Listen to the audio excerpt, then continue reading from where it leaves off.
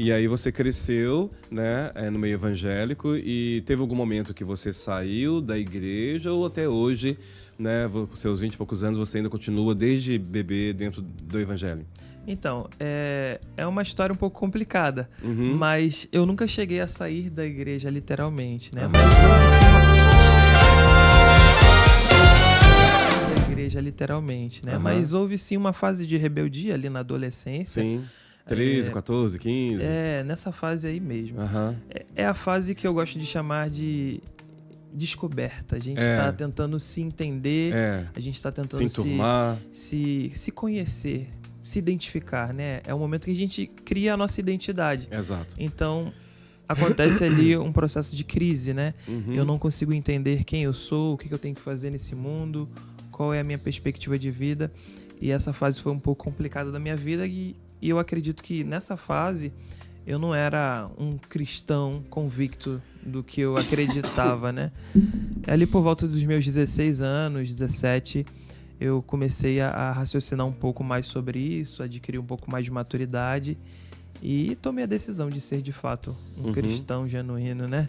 É verdade, porque eu acredito que muitos, como a sua história, realmente, às vezes, vai para o culto da igreja porque os pais levam. Sim.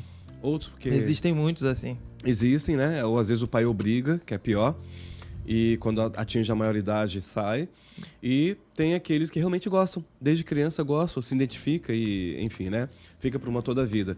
Mas o comum acontecer, imagino eu, assim, pelo que eu vejo, é que muitos adolescentes, realmente, quando tá na fase adolescente, quer sair um pouco ali daquela rotina do pai e da mãe de ir pra igreja e experimentar o mundo ou acompanhar a cabeça de amigos, aquela coisa toda. É o que acontece com muitos adolescentes, né? Nessa fase de 17, 16. Eu acho que a cabeça dele também tá pensando, né? O que ele quer? Ele quer se divertir, né? É uma fase, realmente tem que ter muita paciência, né? Quem tem filho adolescente em casa, imagino eu. Se eu pudesse dizer alguma coisa pros pais... Eu diria para ter paciência. Você falou tudo aí na sua fala. Ter paciência com o jovem, com o adolescente, porque é uma fase de descoberta. Ele está tentando se entender, se compreender.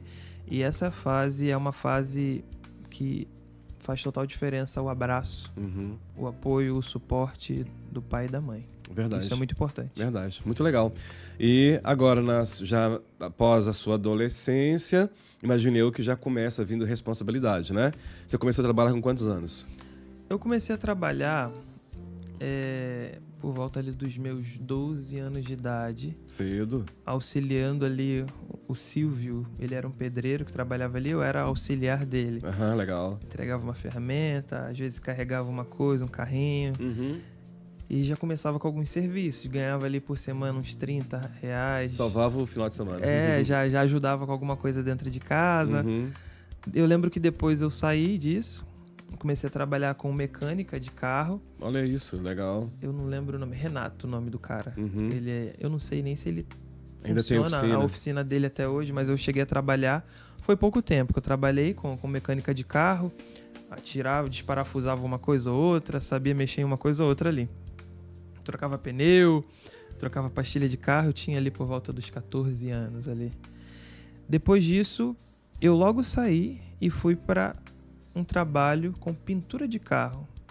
Basicamente era uma oficina também, mas não trabalhava com conserto, mas com pintura de carro. Aí eu trabalhei nisso até os meus 16 anos, por aí. Depois dos 16, com 17 eu entrei em um trabalho que tinha uma pegada evangelística também, que é o trabalho da colportagem. O Ministério de Publicações da Igreja Adventista tem esse trabalho que é a colportagem. Sim. O que faz? Colportagem, você vai de porta em porta, você tem a oportunidade de ler a Bíblia com as pessoas, falar do Evangelho, e no final da visita que você faz na casa dessas pessoas, que você vai batendo de porta em porta, você oferece para ela comprar de você algum livro que você tem na sua mochila.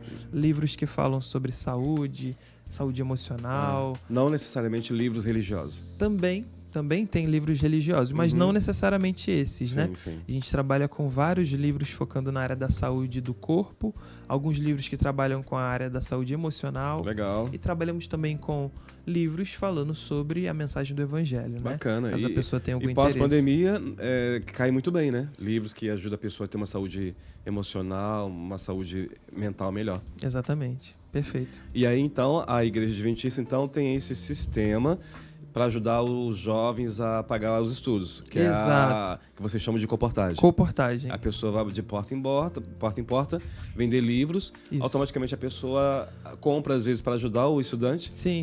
Né? Eu visitei muitas pessoas que elas diziam pra mim, olha, eu precisava muito desse livro, esse livro vai me ajudar muito. Sim. Mas eu também visitava muitas pessoas que diziam pra mim, olha, eu vou comprar porque eu quero te ajudar, né? Embora o meu apelo dificilmente seja esse, né? Sim, Eu sempre fugia, não, eu quero que você compre, claro. porque de fato você precisa desse material, né?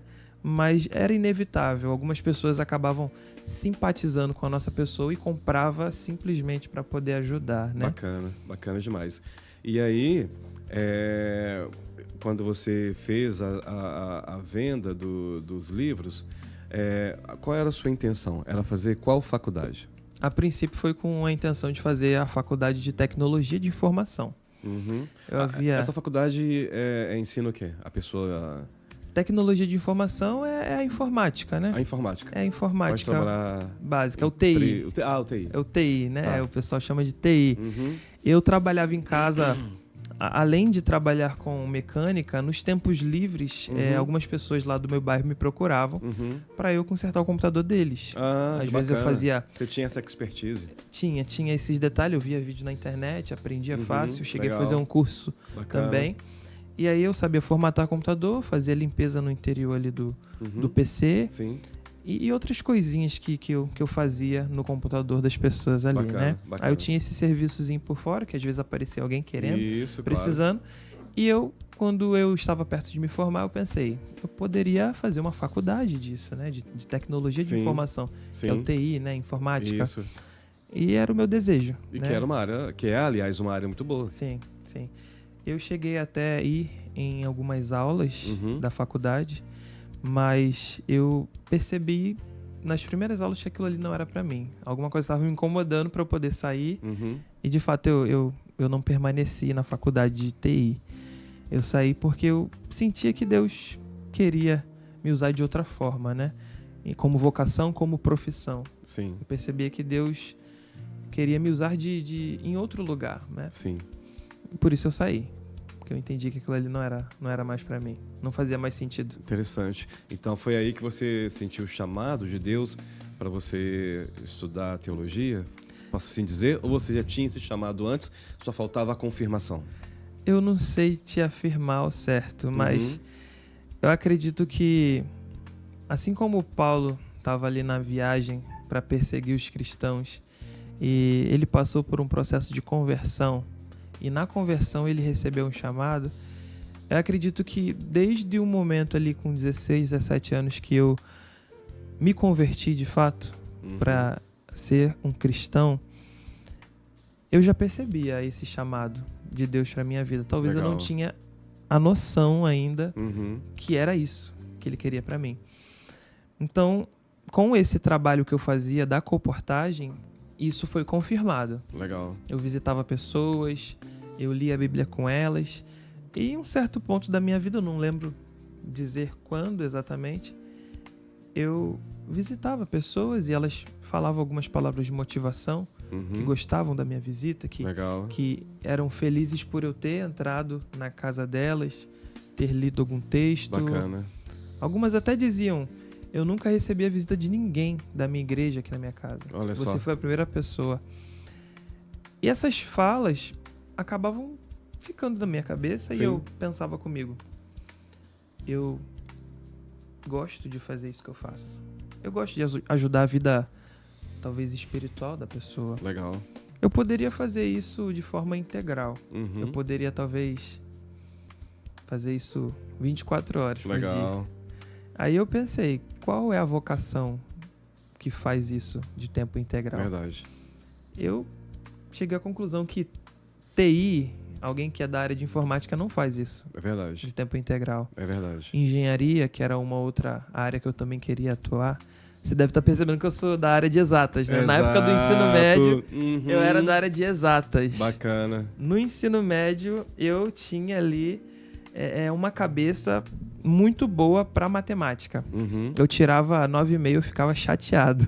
Eu queria sempre tirar 10. Legal isso. A minha área claramente era de exatas. Uhum. Por isso que eu quis fazer tecnologia de informação, Sim, né? Que é uma área de tecnologia, mas também tem uma pegada de exatas. sim. Eu queria também fazer engenharia e outros cursos que tinham a ver com cálculo, né? Sim, Raciocínio sim, lógico. sim, Eu sim. me dava muito bem nisso. Mas os planos de Deus para minha vida eram outros, né? E está eu aqui hoje, na área de humanas, né? Se assim eu posso dizer. Exato, Teologia certo. acaba sendo de certa uma área forma. de humanas, que eu falava tanto mal na época do ensino médio. Gente, olha A como é área que de é humanas. isso, né? A gente zoava o pessoal de humanas, né? Quem era Como de é que exatas. Deus faz uma reviravolta, né? Exatamente. Gente, muito Então, legal. pensando sobre isso, as visitas que eu fazia, a influência que eu trazia para a vida das pessoas, eu pensei, não são essas faculdades que eu estou querendo fazer que que eu vou exercer isso que eu gosto tanto de fazer. Uhum. Só tem uma vocação, que é ser pastor, né? Pastor que prega o evangelho, pastor que leva a mensagem de Deus e isso de forma integral. Uhum. Eu cheguei à conclusão que eu poderia ser pastor. Bacana. E aquilo ali foi sendo evoluído pouco a pouco no meu coração. Muito legal. Que bacana, né, gente?